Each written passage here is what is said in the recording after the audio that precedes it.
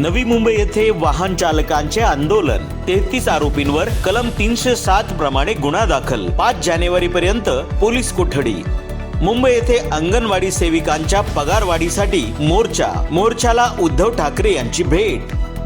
शिर्डी येथे काँग्रेसच्या शहर अध्यक्षावर प्राणघातक हल्ल्यामध्ये सचिन चौगुलेंसह सुरेश आरणे गंभीर जखमी।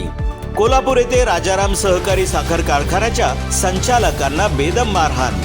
मुंबई येथील रेस कोर्सची जागा सरकार बळकावतंय, बळकावलेली जागा कंत्राटदाराला देणार, आदित्य ठाकरेंचा शिंदेंवर आरोप। राज्यातील ट्रक चालक संपामुळे 2 दिवसात राज्याला 500 कोटींचा फटका।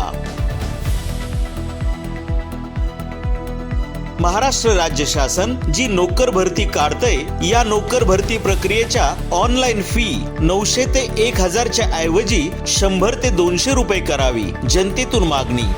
कल्याण येथे चोरीला गेलेला 3,16,00,000चा ऐवज पोलिसांनी केला परत। नाशिकच्या नांदगावमध्ये मोराची शिकार करणारे 3 जण बंदूक आणि काडतुसांसह पोलिसांच्या ताब्यात।